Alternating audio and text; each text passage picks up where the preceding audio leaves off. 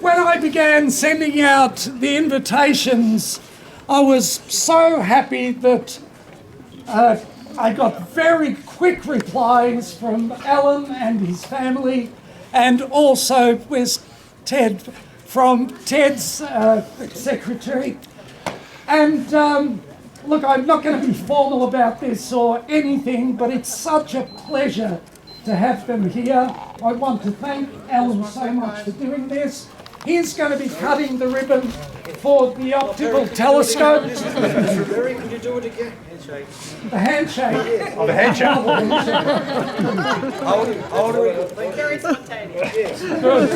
Just the way we rehearsed it. And also Alan, my apologies, Ted will then cut the ribbon to the radio telescope. So after we do that, we'll go over there, and following that, we'll head down to Chairhenge down there, because that's where Sky for the Night, the tour of the universe, will be.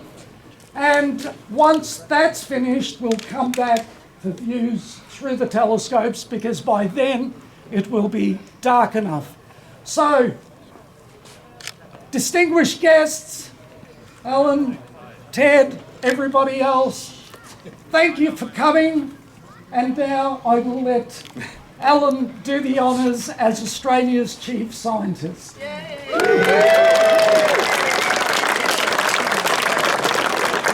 Kerry, thank you, and I would like to acknowledge Ted and Penny Bailey. It's fabulous to see you there. My wife, wave please. My wife, my son and daughter-in-law, Alex and Brindley, my wife's Elizabeth. When you contacted me, what you said is exactly what happened. You know, normally I invite my wife to come with me on a work trip, and she never does. But I wrote to her about this, and it was yes, yes, yes, yes, yes. And I wrote to Alex and Brindley, and it was yes, yes, yes, yes, yes. Something exciting about astronomy. And I've been racking my brain trying to remember. I feel forgetful. When was the last time I cut a ribbon to open a telescope? And I've never done it. It's a rare event. It doesn't happen very often. Despite the fact that optics is a big part of science and a big part of my life as it happens, but it comes in so many different variations. 2 or 3 months ago, I had a day under the water in an Australian Collins-class submarine. Oh, wow. And spent a large fraction of that glued to the periscope, as you would. That's a form of telescope, a form of optics.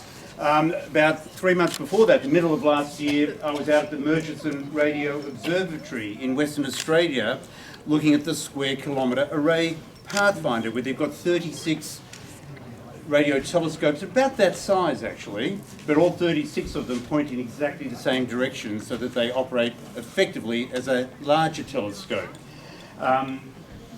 More recently than that, I was at ANSTO, the Australian Nuclear Science and Technology Organisation, and why on their site I don't know, but they've got a cryo-electron microscope that can look at the molecular level at biological specimens.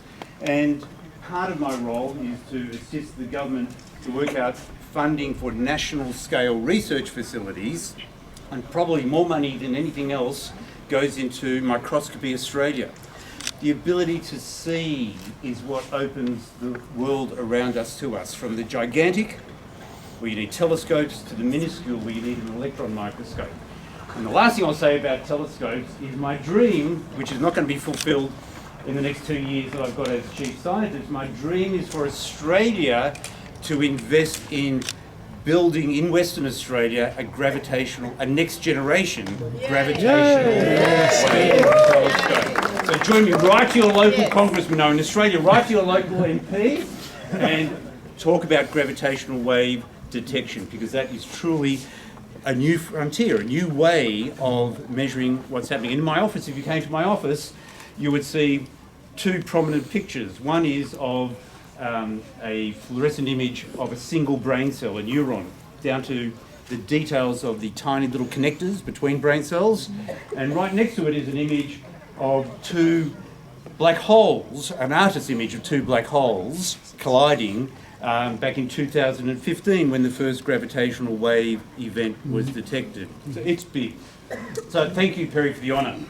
And I do have to say one last thing about telescopes. So this is absolutely one of the most exciting things I've ever done. But in a way, it's a warm-up because Elizabeth and I have been invited in June to go to the Atacama Desert to Las Campanas, where the Magellan Telescope is, and they've just now started to dig the footings for the giant Magellan Telescope. So I'll tell them about this, we'll see what they say, because this is important too, because this is bringing the community along.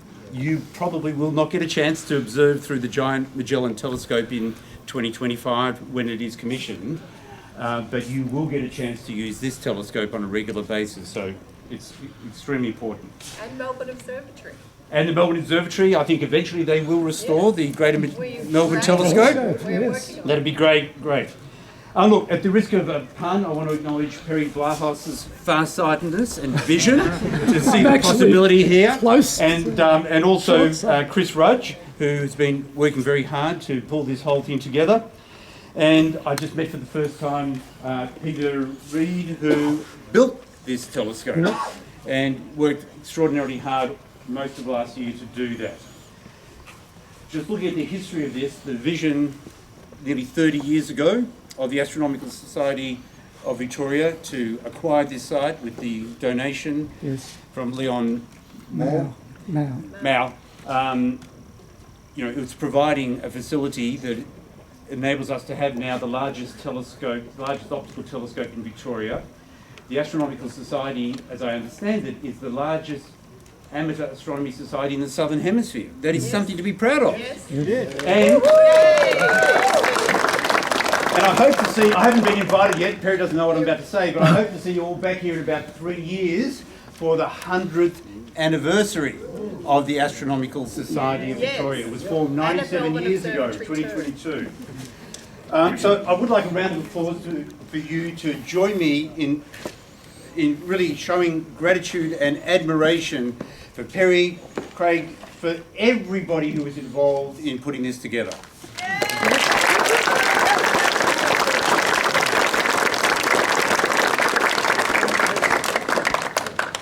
Ready? Absolutely. Just before you do it, Alan, wait for the cameras. Where are the cameras? And you can't come in yet.